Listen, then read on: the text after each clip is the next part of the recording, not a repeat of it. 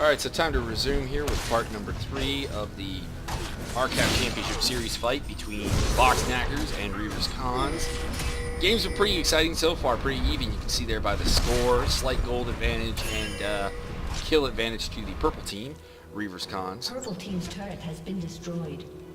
Togwell getting away, and Jigger coming in here to make this a 3v2. So a chance to possibly extend that lead. Brannigan's Law gets melted.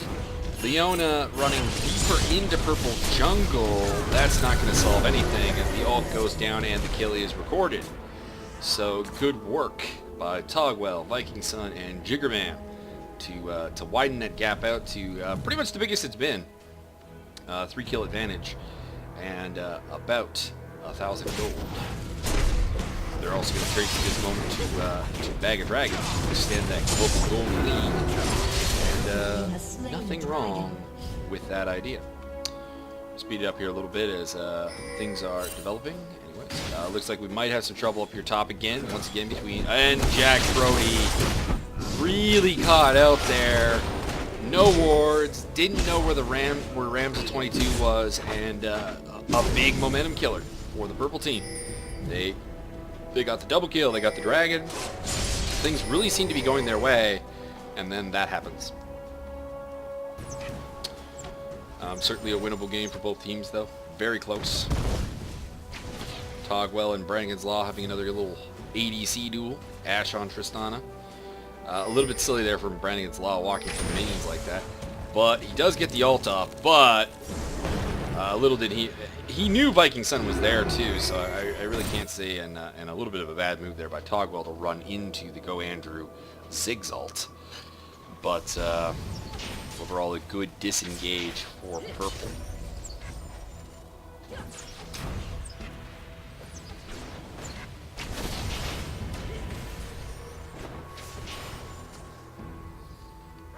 Those of you wondering where the Reavers Con name comes from, Viking Sun goes by the name Reaver Con in World of Tanks.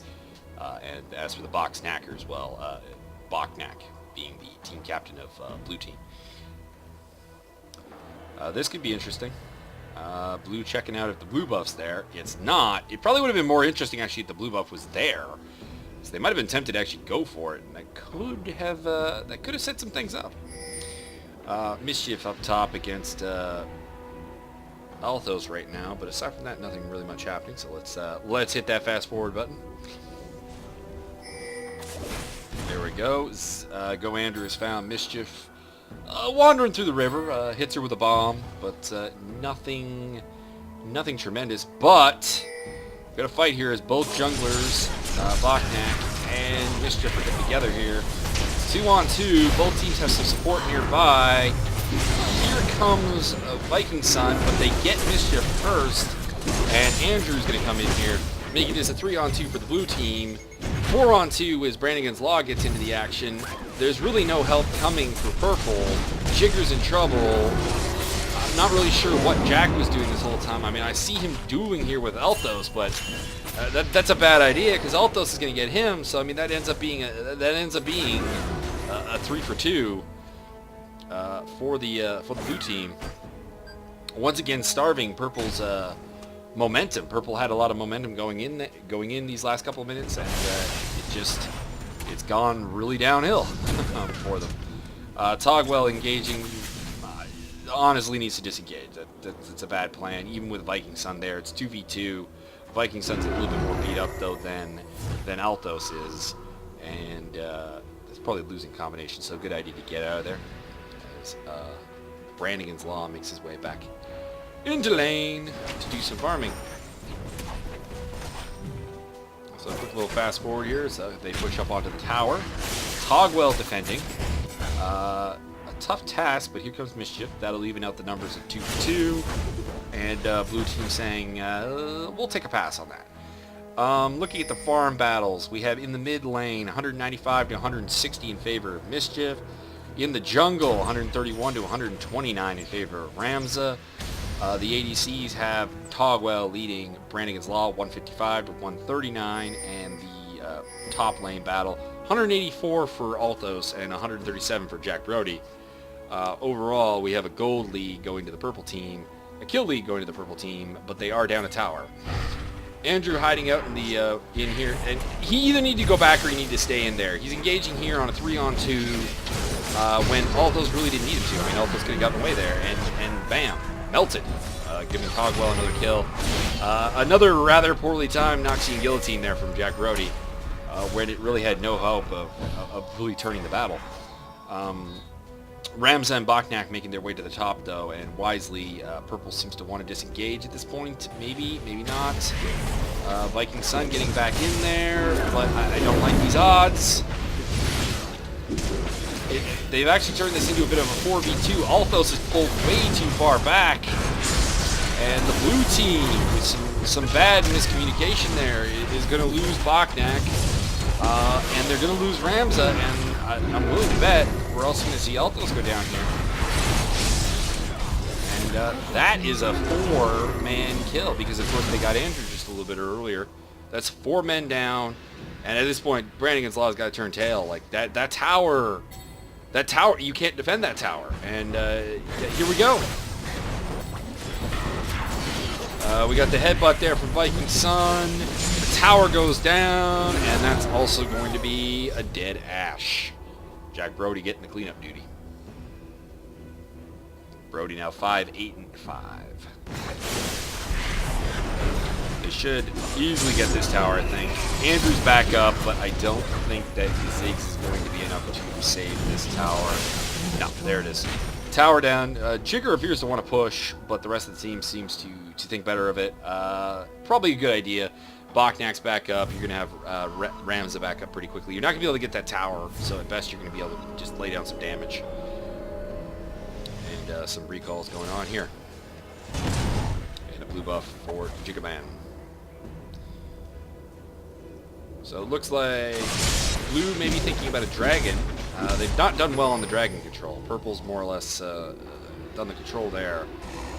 Brannigan's Law teleporting to the bottom lane there as well.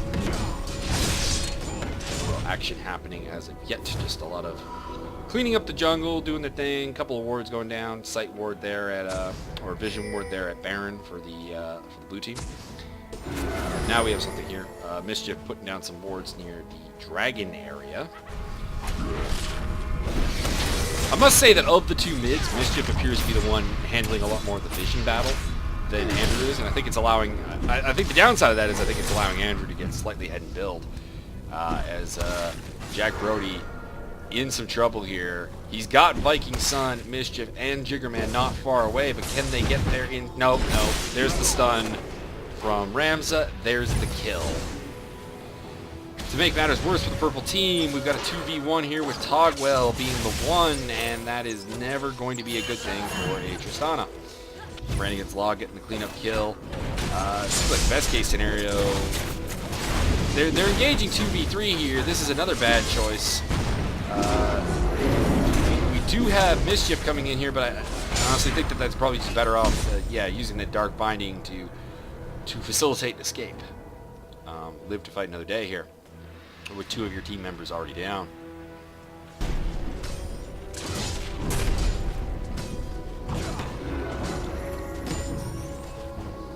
And we have a push top here from the blue team. A snare on Althos. Probably not the target, the ideal target, but it will do. Not a very good ult there from Mischief. Badly timed. Needed to get more in the middle of that. Get more people with it, possibly even position. But at this point, I guess Purple got what they wanted there. They forced them off the turret, but the bottom lane is being pushed hard by Bachnak and by Brannigan's Law. We have Alistair, Viking Sun, teleporting right there, but that's about it. They're leaving Jack to guard the top lane. So I gotta wonder if this is a little bit overreactionary as an Ash Arrow hits Viking Sun, but no real setup there for the actual follow-up. Blue team is back on that turret again, so I mean it's a minor victory at best for Purple.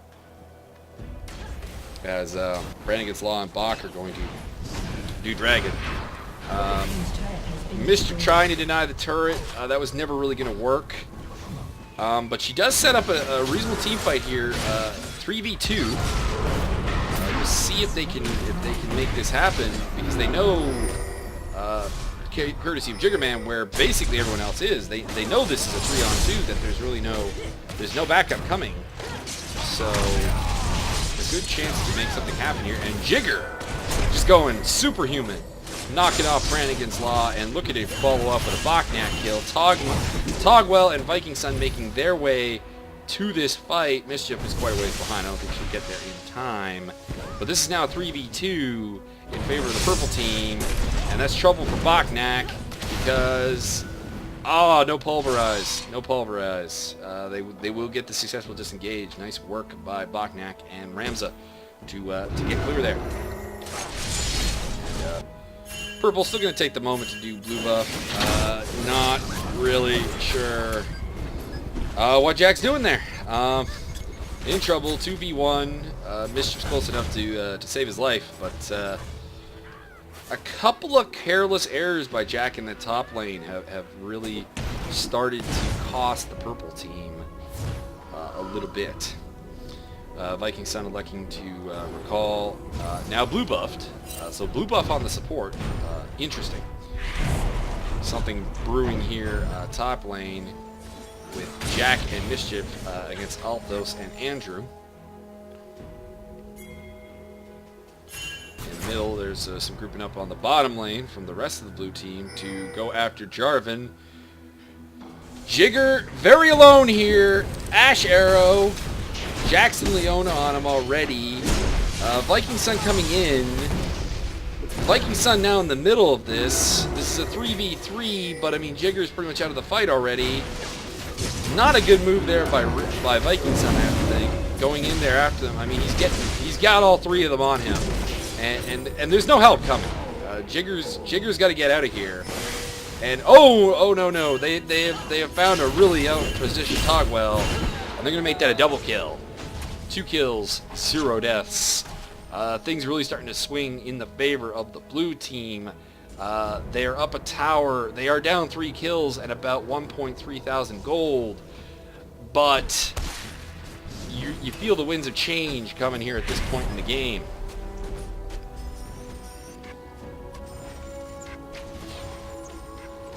Jigger comes in here to try to break up some pressure on the mid tower. Uses his ult, but cannot get Brannigan's Law on the 2v1. And down he goes. And they're going to unload on this tower. Mischief's going to try and stop him. Dark Binding on Bach. Had he gotten Brannigan's Law, I don't really know if there was a way for him to get her to get Brannigan's Law. So I'm gonna, that's forgivable, but a shame that she didn't get the kill there. But she is working on Leona. She's got the Ignite on her. She's got the ult on her, and that's a kill. So a good kill secure, and really something that the purple team I think really needed there was to get that kill. They needed something to kind of turn the tides for them. Ramza now pushing the mid tower. Just does not care about Viking Sun. Says, I'm here for the tower, boy. And now kind of gets out of there now that he doesn't have any minions. But just showing pretty much dismaying for a large chunk of the purple team here is Ramza. That's some trouble for Jack Brody. A little bit of unnecessary damage. Needs to move out from underneath that ult, basically. But Viking Sun here to discourage any further follow-up fight. As that's a dead tower. Mischief realizes it gets out of there. Togwell comes to just clean up the minions, but not a lot of achievement there for the purple team. A little bit of warding, a little bit of clearing the jungle to be done, and some recalling and some shopping to be done. Oh, almost missed a fight here. Ramza in a little bit of trouble here. It is a 4v1, but he does have Bachnak coming, but really out of position to assist in any way is Brannigan's Law, who is split pushing the bottom. They will take that middle tower and pull the towers back to a 1 tower difference. They're starting to finally group up here, the purple team. They've been a little bit too independent, I think, up until this point to really exploit the advantages that they have been presented with. And that's been a problem. But they look like they're starting to get it together now. They took out the tower. They got the kill. That was important there. A big momentum swing by the kill on Leona by Mischief. It's going well here at the end of Part 3 of the RCAF Championship Series, match number 1. Stay tuned for part number 4.